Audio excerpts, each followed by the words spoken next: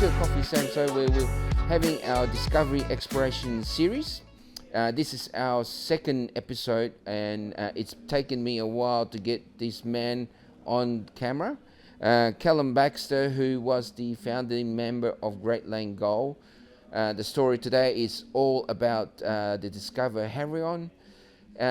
Look, a great time to have a story. We are at the University Club here in University of Western Australia in Crawley. And Callum, welcome to Coffee with Samso. Good to see you, Noel. It's, as I said, it's a journey trying to get you on that chair. But look, Callum, we met RIU in 2021 in Freo, I believe, and I was introduced to you by my our mutual friend Alan Kelly. Yep. And great, you were there. Havieron was a big story. It's gone on and become a monster of its own. I'm really interested to get your point of view on how it all started. Maybe you can start by introducing yourself and let us know who you are, how you are, and drive the story. Thanks, Noel. Yeah, it has been a while, and but it's good to be here and to be able to have a chat now. My background is an early stage exploration geologist. I started working in the industry in the early 90s, and I completed my undergrad at Curtin, and then completed honours in ore deposit. I completed masters in ore deposit geology here at UWA in the early 2000s. Early parts of my career, I was involved mainly in gold exploration in remote parts of Western Australia, and I was fortunate enough to be part of the discovery crew for the Nimary-Jundee deposits up north of Wiluna. So that was quite an exciting time in the early and mid-90s. And then I moved into more global exploration in places such as Africa and Asia, looking for nickel deposits and other types of gold deposits. And then in the mid-2000s,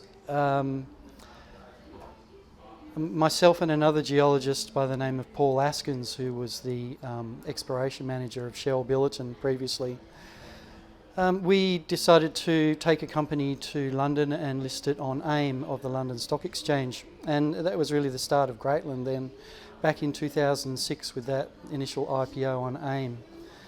So very much, again, early exploration focused company, but looking for large opportunities in underexplored areas, and we weren't afraid to go undercover. So that was in the mid-2000s, when undercover was probably not the flavour of the month, but we developed a series of exploration tools and strategies to try and push undercover in different parts of the world, mainly focusing on Australia because of the political risk is relatively low in Australia. And there's some fantastic opportunities here in Australia for undercover exploration. In terms of what you're talking about undercover, I mean, that's very early time to even thinking of undercover. I mean, if I go back to my memory, money wasn't that easy to come about, and undercover drilling was obviously expensive. So when you listed this company, when you talk undercover, were you already thinking, 400 meters, or were you thinking smaller numbers? Or was that the big picture that you're saying, look, the big elephant is that kind of scale? Yeah, well, it's easy to convince yourself that undercover is worthwhile pursuing. And whether it's 100 metres or 400, it all depends on the size of the prize, really.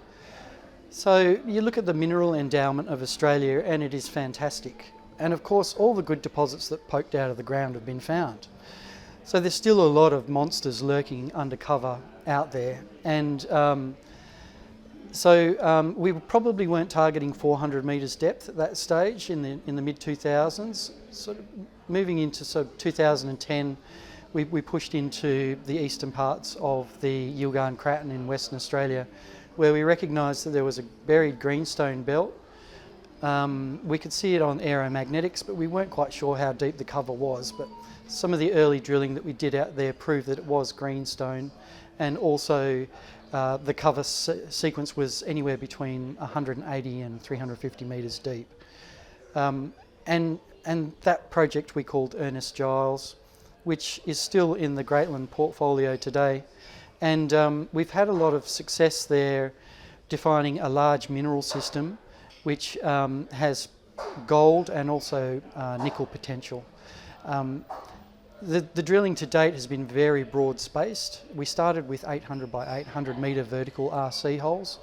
800 by 800, that's the XY pattern on the surface, and then closed that down to 400 by 400. So we're really moving into areas that are completely greenfield, and then utilising the current drilling technology to tap sort of very large mineral systems and this was back define in their mid-2000 footprints. you were doing this, huh? Yeah, in around from about 2010 we were active on the ground on that project.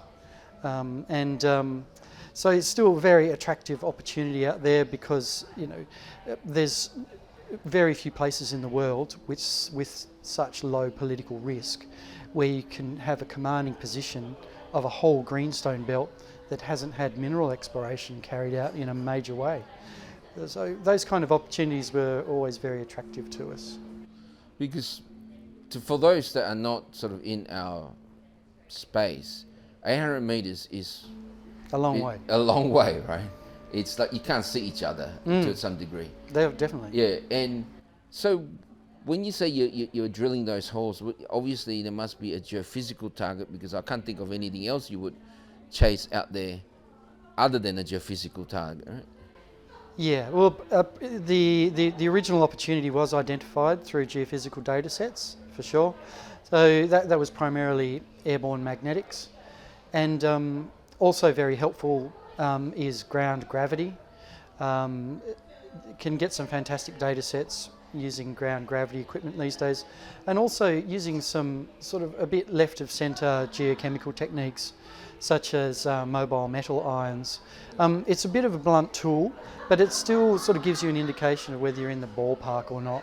And when you combine, say, in a basic sense, the three data sets such as aeromagnetics, gravity and the mobile metal ions, you can start to develop targets, which is then when we deploy the 800 by 800 metre drill spacing to give us a flavour of how deep is the cover, how easy or difficult is it to drill through the cover sequence to get to the basement rocks.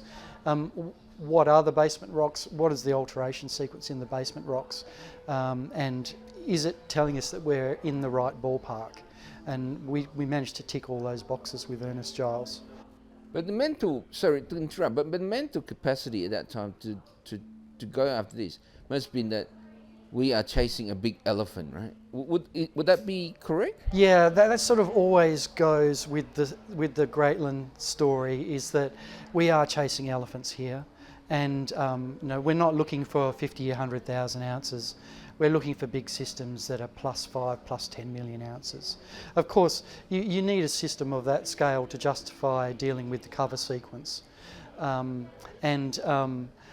we're always looking for big targets. So you should get an indication if you are drilling on 800 by 800 metre centres that you are nearby or on top of one of these systems. Yeah, because you're expecting the smoke to be much wider and to that scale, right? I assume that's the thinking, is that if you can't sniff these things with that kind of spacing, then you are really only chasing something small. That's right, yeah. And there are some very good small deposits which are suitable for certain types of companies, but we were always really focused on big scale stuff that would really be a company maker. Of course, the risk is slightly more difficult sort of terrain to engage, and quite often the understanding of what we were trying to do wasn't there, but still we did have people that understood the story and wanted to come on the journey with us through investing in the company or in the AIM IPO. So it did have its challenges, because quite often we're moving into quite remote locations. But that's good in a sense as well, in that you're not really dealing with legacy matters in terrain that's been crawled over quite a lot. and you don't have certain things trying to influence your thinking and where you should be drilling holes, or what exploration techniques you should be using, because we're really pushing the envelope all the time, moving into a new headspace and new terrains, chasing big deposits. Because obviously the price, I mean, if you look at what is at Havieron now, I just took this off the latest presentation. It's 2.9 million ounce at 3.7 gold equivalent, which is, at only probably a big company like Newcrest, who has Telfer there, could handle that. So it was the discovery and as well as the opportunity of someone so close to you that can take it on, right? To facilitate the exit for you guys. Between listing 2010 and discovery 2017. We listed in 2006. Oh, listed in 2006? Yeah. So, and our first involvement at Havieron was in 2016. Oh, okay. So there was 10 years there, yes, where we were working on other projects, such as Ernest Giles. Yeah, so what were the challenges like? Because for those guys who think, and a lot of investors out there think everything is an overnight success, that's a long journey before you even tasted success. How was that challenge for you guys, because you're out there marketing the company? I think people were really backing the people, and a lot of the investors, or all the investors, realised that this is a high-risk endeavour, as all early-stage mineral exploration is, but they realised that we were chasing big prizes, and they were happy to take the near misses along the way, and until we came across Havieron and turn it into something much bigger than what it was at the time. I mean, that's what I tried to tell, sort of share that thought, is that it is a long journey. It is a high-risk game, and it's about backing the right management and picking the right management, hence backing them and letting them do their job in that sense, right? Yeah. And I don't know whether you can agree or disagree that most of the successes that we hear out there has been that kind of formula.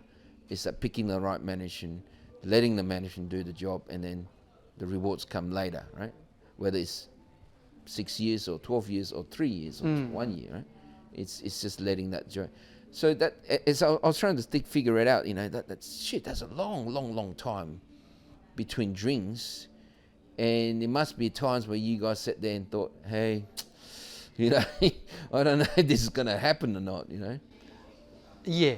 Oh, quite often you do reflect and think, gee, really I'm quite privileged that my time hasn't run out yet, and people are still willing to provide support to let us chase these big deposits. Yeah. And we were vindicated in 2018 with our series of first drill holes at Havieron, which was quite an achievement at the time.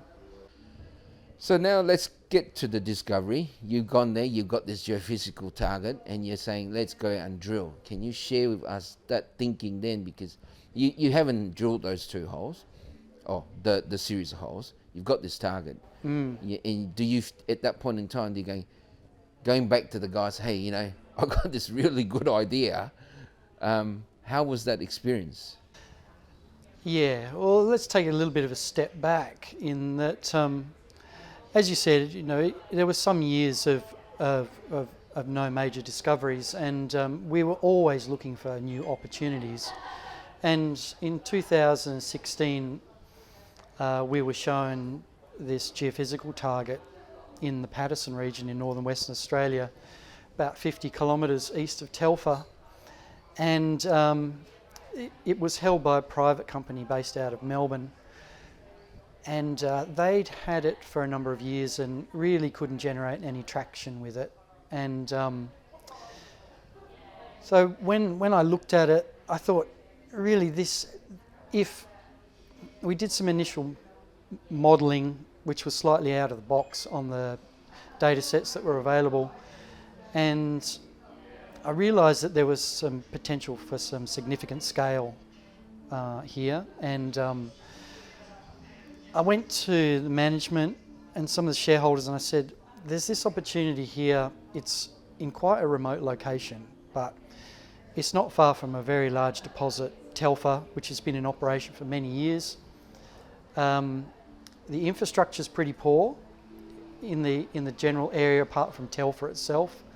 It's a long way from a regional centre, 500 kilometres from Port Hedland, but and there is a fair amount of cover. We're looking at roughly 400 metres of cover. But if there is something here, it could be something quite substantial. So we all decided that it was worth the risk. Again, it was a high risk opportunity, but having worked undercover at places such as Ernest Giles, we developed an undercover skill set in terms of how to tweak our geophysics, how to tweak our geochemistry,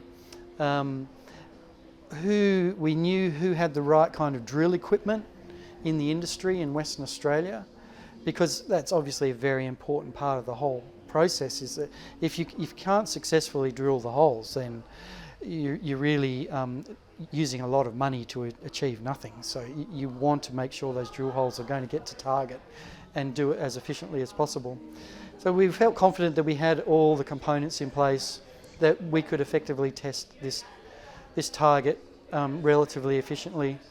Spent a lot of time modelling the geophysics, roughly 9 months, backwards and forwards, different iterations, and that enabled me to site the initial drill holes well enough. Also, I was fortunate enough to be able to visit the Telfer operation and stay on site for a couple of days and look at the core library, where there'd been 2 holes that had previously been drilled by Newcrest into Havieron geophysical target in the early 90s.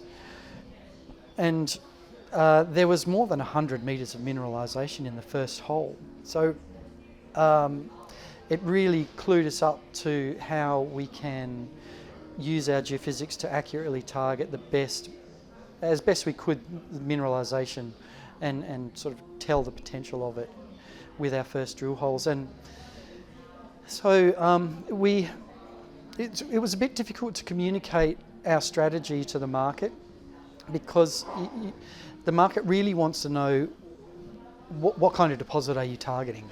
And intrusion-related gold systems at that time weren't well known in the market. You know, the average retail investor really understood West Australian goldfields quite well, those kind of deposits, but intrusion-related gold systems, so they're not porphyries, and potentially they're not quite a skarn type deposit. So we really invoked an IOCG model, but really just to talk to the market, in that the market understood IOCG deposits as being rather large, off scale, had potential for multiple commodities such as gold and copper, for example, and some of our modelling did sort of lean on the IOCG processing techniques somewhat, and it was just a convenient box to put our exploration target in at the time. And we realised that Telfer itself isn't an IOCG, it's an intrusion-related gold system. So anyway, we developed 4 drill holes, and we spoke to a number of drill companies in Western Australia, and we realised that there was a couple that had the experience and the equipment to do it, and we were fortunate enough to get the support of DDH1 out of Western Australia to help us drill our first holes at the property. We intersected over 100 metres of mineralisation in the first drill hole, which was quite an achievement. I think it with was gold and copper. 103 metres at 3.5 grams tonne and 0.93% copper. Yeah. So, I mean, that was the first hole that went in, and you got that. Was that sort of like, is the precision there, or was that luck? a element of luck or what? I mean, to get that on your first hole on a geophysical image, or a geophysical target, I should say, it's not like pinpoint surgery, right? Well, if you look at there's been a recent resource and reserve update from Greatland, and if you look at the scale of the system and the volume, it was easy to hit. It was, you could say, it was relatively easy to hit. Once you were down there through the cover sequence, it's a large beast, and the drill holes were difficult. It was difficult to miss it, really. Okay. I know that it's probably not quite right in that description, because we did manage to intersect one of the highest grade parts of the deposit that's been found to date, which is still rather large in itself. But we were fortunate that our geophysics had honed in on the higher grade, or one of the higher grade portions of the ore body, which were pulling outstanding grades with drill hole intercepts equivalent to 1,000 gram meters roughly. When you say that, can you say that the core, the higher grade system, gave a unique signature that you guys were able to harness or pick or define? Yeah. It's always, in hindsight, it's easy to talk about in hindsight, because but when you're looking at it without drilling a hole, it was good that we actually modelled it very well, and the thought process that we put into it was exactly what it was when we drilled it. And so we were very fortunate that the way we were thinking was what it actually was in the ground, with the magnetic signature and the gravity signature, and the mobile metal ion geochemistry at surface. As I mentioned before, it's a bit of a blunt tool, but still gives you a flavour of what's happening even through 400 metres of cover. And we were definitely getting all the primary elements, such as gold and copper, coming through in the mobile metal ions. And also with the density contrasts in the deposit, because of the distribution of the breccias and the massive sulfides, we could see that in the gravity, and we could also see the distribution of the magnetic portions of the ore body as well in the magnetics. And our modelling was beautiful. I haven't seen anyone do a better job to date. I'm sure there has been, but it's maybe not in the public domain. But I guess, certainly, we're pretty proud of what we achieved. So you would say that's a type deposit that fitted your modelling perfectly? Well, I shouldn't say perfectly, but it fitted it very well. Well, I mean, when we're talking in exploration, you hit it as well as you guys have. Yeah. And when you felt, it's almost perfect, right? Because we know how hard it is to do it. Yeah. And that's a good topic, because obviously geophysics there played a big role with the MMI that you talk about. Do you think that the development of the technology at that time had been the key? Because maybe the technology 10 years ago, I'm just postulating here, would not have given you that definition. And how does that, if that was the case, then how would it be at 2022? Do you think the definition has gone another level? What's your thoughts on that? Yeah, certainly the techniques we were using have been around for many years, but a lot of the equipment these days is a lot more sensitive and can be much more easily deployed in the field. And certainly when Newcrest were doing their exploration out there in the 80s and the early 90s,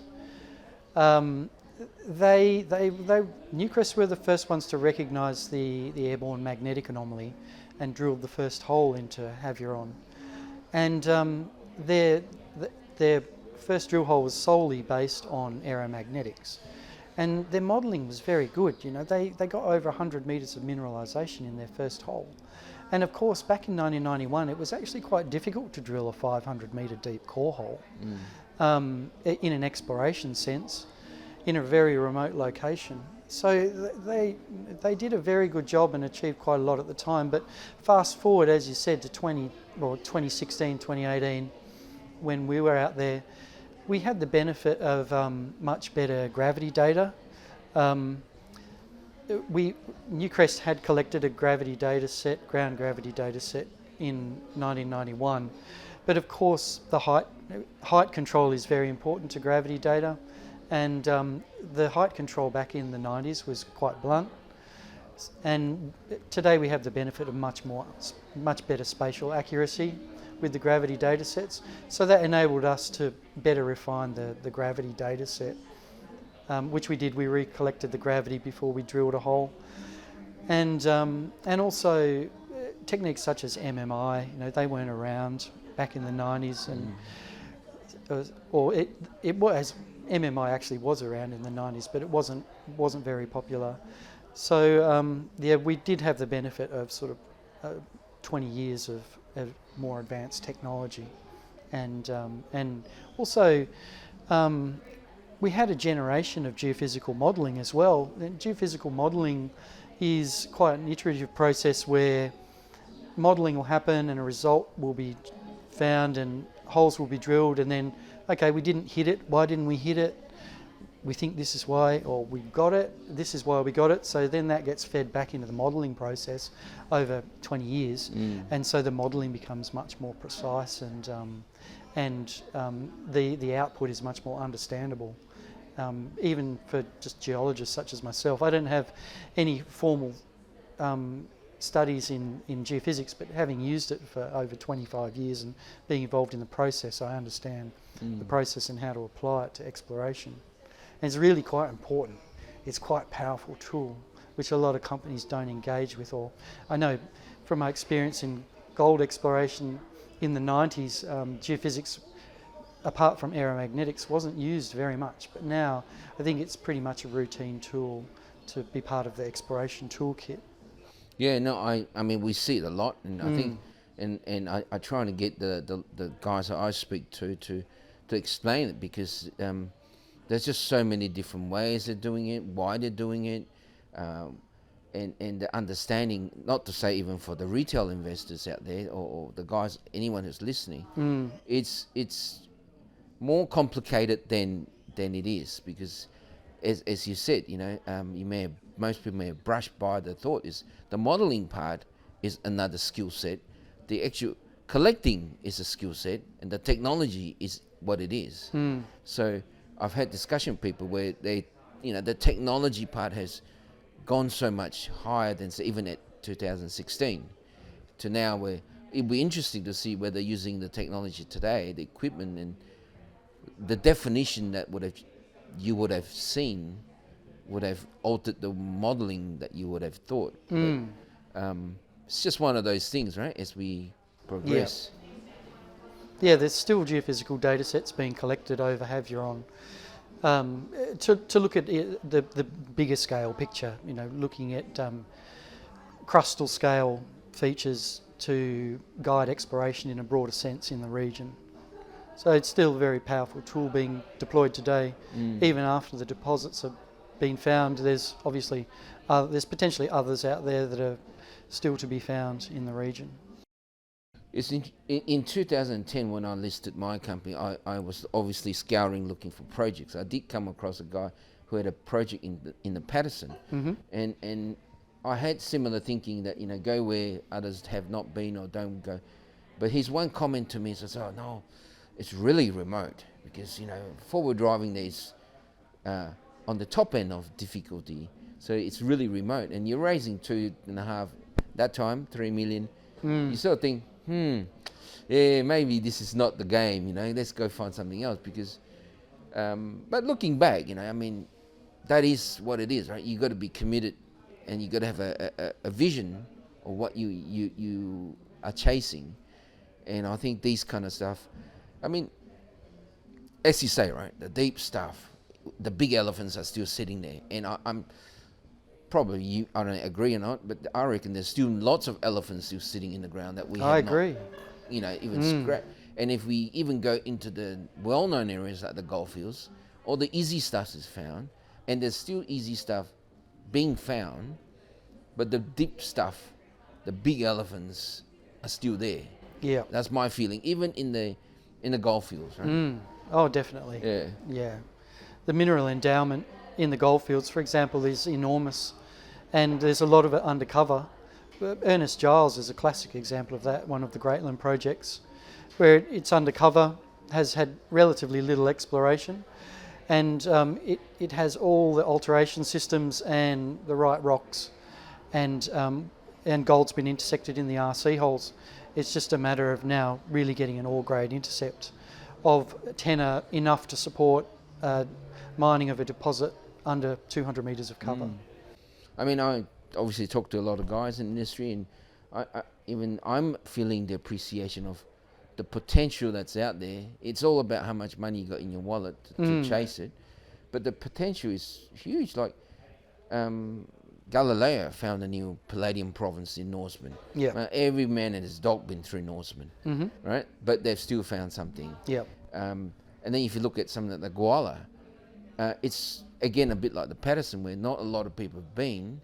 Sure, major deposit been found. I mean, I'm involved in an IPO now that has projects there, but you sort of look at it and goes, geez, the prospectivity is huge. Yeah. You know, it's not trampled on a bit like the goldfields, but you know, people have been there. You could brush it off, say, oh, there's nothing there, but you know, it's there. It's just, you've just got to go looking for it, I guess. Yeah, that's right, and have the right mindset and the support as well, and also deploying the right exploration tools for the job to get the right targets to drill.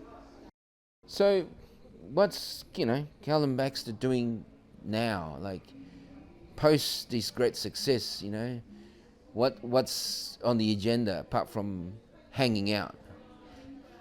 Yeah, I'm spending time with friends and family, and of course I live on the south coast of West Australia, been there for more than 12 years now, so I'm just taking some downtime after working pretty hard, particularly the last few years since 2018, the first drill holes at Havieron. It was a very busy period, so again, yeah, just re-engaging with friends and family, and haven't really pursued any new opportunities as yet, but I'm sure that'll come in time. Okay. I've also, with the COVID travel restrictions and working out of the UK for many years, I've only just been able to return to the UK, and I had a visit earlier this month and caught up with some of the colleagues that I've worked with for over 15 years out of London. That was very good. It's good to see they're all very enthusiastic and enjoying continuing their exploration activities. Any sparks happening? Anyone pulling you back into the system? Not as yet, no. I'm still pretty much at arm's length. Yep. Still enjoying catching up with friends and family. Okay. But I'm sure inevitably it'll come that I'll be pulled back in. So what's, now that you're sitting back, watching from afar, what's your thoughts on what's happening? Because we, as geologists, as we just found out, we actually worked in the same place back in 1992, 93. Yeah. What's your thoughts now? Because I've been giving the narrative that this has been 2 years of what we in our industry has never seen. The amount of money, the continuation of interest. We've had a pullback over time, corrections that happen, but I'm still saying that this resource boom or positivity has longer legs. What's your thoughts? I mean, you've been in the industry as long as I have, so yeah. What's your thoughts? I agree with you. The commodity prices have been remarkably resilient in the past 6 months or so. So with the general slowdown in the global markets, the commodity prices have remained high. And I still think the industry is very buoyant. It's received a lot of support. There's still a lot of exploration happening. The producers are receiving a good price for their product, and the industry is really robust. So I'm quite pleased of where the industry is in terms of the market and global economic forces at the moment. I think there's a lot of share prices have retreated a little bit. I think that's because some money's been taken off the table in the market globally. So it's a good value buying opportunity at the moment. For example, the Greatland share price has reduced somewhat over the past 12 months, but the activities at Havieron in particular, with more drilling, are just growing that resource. There was a recent resource reserve update from Greatland for Havieron, and it had increased to roughly of more than 6 million ounces and global resource, with a reserve component there as well, and that was a almost 50% increase on the previous initial resource estimate. So and drilling continues at the site, so we could see another 50% increase in the resource estimate in the coming months out of that deposit. And of course it's moving past pre-feas into feasibility, and the decline is making good progress down to the ore body. So really it's a very fast track project from our first drill holes in 2018 to where we are now in 22 with a major advancement of the project. And ore is going to be taken to Telfer from Havieron. That's the current plan. So a lot of infrastructure at Telfer with a plus 20 million tonne per annum plant there. It extends the life of that operation as well.